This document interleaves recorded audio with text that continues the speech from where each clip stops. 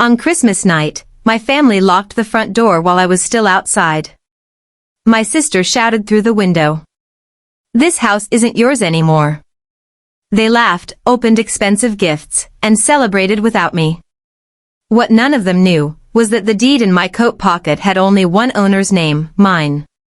By the end of that dinner, every one of them would be begging me not to change the locks. The Christmas invitation arrived 3 days before the holiday. It wasn't even addressed to me by name. The envelope simply said, "Family Christmas Dinner." After everything that had happened between us over the years, I almost threw it away. But a small part of me still hoped that maybe this year would be different. I bought thoughtful gifts for everyone anyway. A warm scarf for my dad because he was always cold during winter. A personalized cookbook for my mom since she loved collecting recipes. Even my younger sister, Emma, got an expensive bracelet I'd been saving up to buy. I wrapped every present carefully, telling myself that kindness was stronger than resentment. When I pulled into the driveway on Christmas Eve, the house was glowing with lights. Music drifted through the windows, and I could hear laughter from inside. For just a second, it felt like home again. That feeling disappeared the moment my mother opened the front door. She looked at the gifts in my hands before looking at me. Her smile faded instantly. "Oh, you're actually here," she said flatly. Before I could answer, my sister rushed past me carrying shopping bags. "There she is," Mom shouted happily. "Everyone's been waiting for you." No one noticed me standing at the doorway. Inside, every chair around the dining table was already taken. "Where should I sit?" I asked quietly. Why Mother didn't even look up. "There isn't a seat for you," she replied. "You can eat in your car if you're hungry. We only planned for real family." The room went silent for one heartbeat. Then a few relatives laughed. I stood there holding the gifts I had bought with my own money, wondering how I had become a stranger in the family I had spent my entire life loving. I quietly turned around, walked back toward the front door, and none of them noticed the small leather folder still tucked beneath my arm. The folder that contained a document capable of changing every one of their lives before Christmas dinner was over. I sat alone in my car with the untouched gifts beside me. Through the living room window, I watched my family laughing as if I had never existed. Every smile reminded me that this wasn't the first time they had treated me like an outsider. It was simply the worst. 10 years earlier, my grandmother had quietly pulled me aside after one Christmas dinner. She had held my hand and whispered, "One day, they'll judge you by what they think you have. Never tell them everything you own." At the time, I thought she was being overly cautious. Now, I realized she had been preparing me for this exact moment. After Grandma passed away, she left me something no one else knew about, a small investment property that eventually became the foundation of my business. I worked day and night, reinvesting every dollar, living modestly, and refusing to show off my success. While my family believed I was struggling, I had built a comfortable life completely on my own. The biggest surprise was the house where they were celebrating Christmas. 5 years earlier, my parents had nearly lost it because of unpaid debts. Without telling anyone, I had quietly purchased the mortgage through my company and later became the legal owner of the property. I let them continue living there because they were my parents. I never wanted recognition. I only wanted peace. But they never knew. To them, I was still the failure who never measured up to my younger sister. As I stared through the window, I saw my father raise a glass. To Emma, he announced proudly. "She's the future of this family." Everyone applauded. Then my sister smiled and said loudly enough for everyone to hear, "Next Christmas, this house should belong to me anyway." The room erupted in cheers. I looked down at the leather folder resting on the passenger seat. Inside was the original property deed, my company's ownership documents, and a letter from my attorney. They were celebrating a future they didn't own. And before the night ended, they were about to discover exactly whose house they had been living in all these years. I stayed outside for a few more minutes, trying to convince myself to leave. But something inside me refused to run away this time. I picked up the gifts, took a deep breath, and walked back toward the front porch. The front door wasn't locked anymore. Inside, Christmas music filled the room. Glasses clinked together as relatives laughed over dinner. No one noticed me standing quietly near the entrance. Then my father stood up and tapped his glass with a spoon. "I'd like everyone's attention," he announced proudly. The room fell silent. "This has been an incredible year for our family, and next year will be even better. Emma deserves everything we've built." Everyone clapped. My sister smiled confidently before pointing around the living room. "I'm already planning the renovations," she said. "The kitchen is outdated, the upstairs bedrooms need remodeling, and after Mom and Dad sign the paperwork, this house will finally be mine." More applause. An aunt leaned toward me with a smirk. "You should be happy for your sister," she whispered.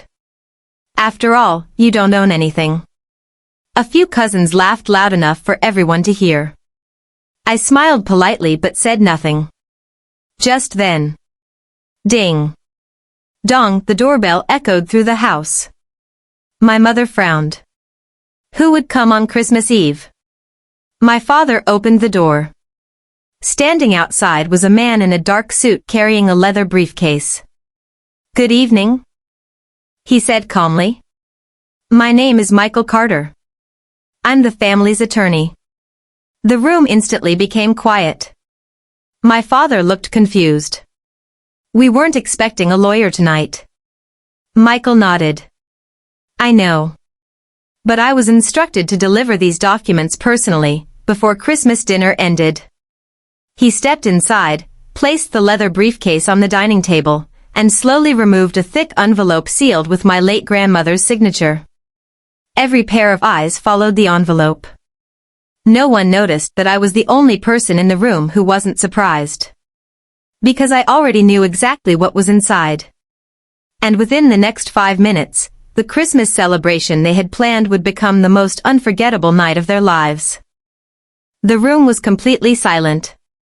Attorney Michael Carter carefully opened the sealed envelope and placed several official documents on the dining table. My father forced a nervous smile. "There must be some mistake," he said. "We're in the middle of Christmas dinner." Michael looked directly at him. "I'm afraid this matter couldn't wait."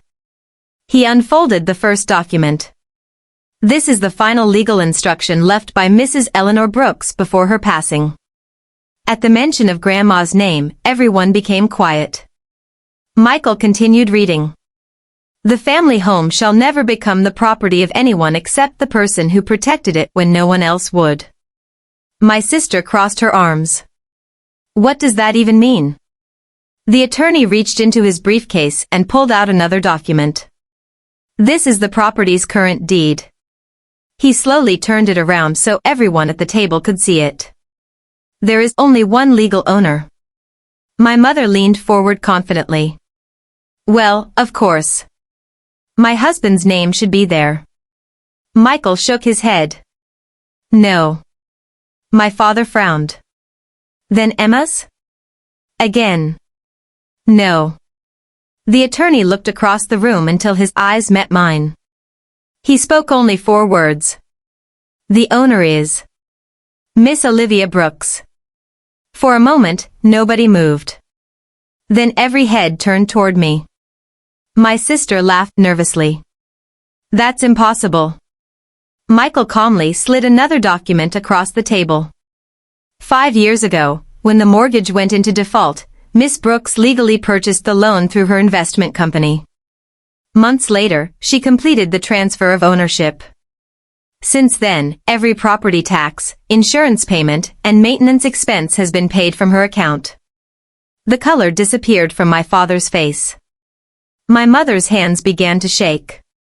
I don't understand, finally broke my silence. "You told me I wasn't family anymore." I looked around the room at every relative who had laughed at me. "So tell me, why are you celebrating Christmas in my house?" The silence was unbearable. No one reached for their food. No one spoke. Even the children stopped whispering. My father stared at the property deed as though reading it over and over would somehow change the name printed across the top. It never did. My mother slowly stood from her chair. This can't be right, she whispered. Attorney Michael Carter calmly adjusted his glasses. I've verified every document personally. The ownership transfer was completed 5 years ago. There is no legal dispute. My sister's confident smile disappeared. She slammed her hand on the dining table. No. Grandma promised this house would be mine. Michael looked at her without emotion. Your grandmother promised only one thing. He opened the final letter. The child who protected this family deserves the family home. The ones who only demanded more deserve nothing. The room fell completely silent again. My father slowly turned toward me. You paid the mortgage? I nodded. When the bank sent the foreclosure notice, you never even told me. I found it by accident. I paid every overdue payment. I covered the taxes. I repaired the roof. I even replaced the heating system last winter. Tears filled my mother's eyes. You never told us. I smiled sadly. I didn't do it for recognition. I did it because I still believed you were my family. Every relative who had laughed at me earlier now avoided eye contact. The expensive Christmas dinner sitting on the table suddenly felt meaningless. Then my father quietly asked the question everyone feared. What happens now? I looked around the room. At the decorations. At the Christmas tree. At the gifts. At the people who had told me to eat alone in my car. For a long moment, I said nothing. Then I reached into my coat pocket, pulled out my house keys, and gently placed them on the table. I think it's finally time we talked about who really belongs in this house. No one answered. The room that had been filled with laughter only minutes earlier now felt painfully quiet. The Christmas lights still blinked in the background, but the celebration was over. My father slowly lowered his head. I failed you, he whispered. For the first time in my life, I saw genuine regret in his eyes. My mother walked toward me with tears running down her face. We were wrong, she said softly. Please, don't make us leave tonight. It's Christmas. Years ago, those words would have broken my heart. Tonight, they only reminded me of the moment she told me to eat alone in my car because I wasn't real family. I looked around the room one last time. Every relative who had laughed at me now stood in complete silence. No one could even look me in the eyes. I picked up the gifts I had brought earlier and placed them gently on the table. I bought these because I still believed we could be a family, I said quietly. But family isn't built by blood. It's built by respect. I turned toward attorney Michael Carter. Please begin the legal notice. He nodded and handed my parents an envelope explaining that they had 30 days to find another place to live. I wasn't throwing them out that night. I refused to become the kind of person they had been, but I also wasn't willing to keep living in a lie. As I walked toward the front door, my father called my name. Will you ever forgive us? I paused for a moment without turning around. Maybe. But forgiveness doesn't always mean giving people another chance to hurt you. I stepped outside into the cold Christmas night. Snow was beginning to fall, and for the first time in years, I felt lighter. Behind me was the house I had protected. Ahead of me was a future I had finally chosen for myself. Sometimes the greatest revenge isn't making people suffer. It's quietly taking back your peace. And never asking for their approval again. 30 days passed faster than anyone expected. On the morning my parents moved out, I stood quietly across the street. There was no celebration. No victory speech. Just a moving truck, a few cardboard boxes, and the painful reality that choices always have consequences. My sister never looked at me. She climbed into her car without saying a word and drove away.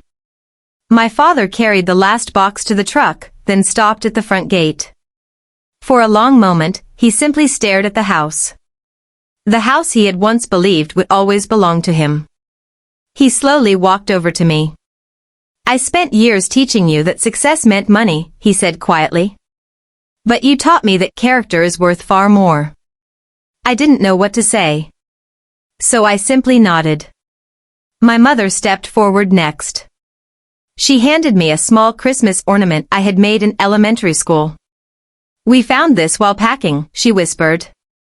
"I should have remembered how much you always loved this family." Tears filled her eyes. "I'm sorry it took losing everything to finally see what we had." I accepted the ornament, but I didn't promise everything would go back to the way it was. Some wounds heal. Others simply become part of who you are. A few months later, I renovated the house, not to erase the past, but to create a future that no longer depended on anyone else's approval. The dining room where I had once been told to eat in my car became my favorite place in the house. Every Christmas after that, I opened my doors to people who had nowhere else to go: neighbors, single parents, college students, and anyone spending the holidays alone. Because I had learned something my family never understood until it was too late. A house is built with walls. A home is built with kindness. And sometimes, the greatest revenge isn't taking something away. It's building a life so peaceful, so successful, and so full of love, that the people who once rejected you can only watch from a distance, wishing they had treated you differently when they still had the chance. The end.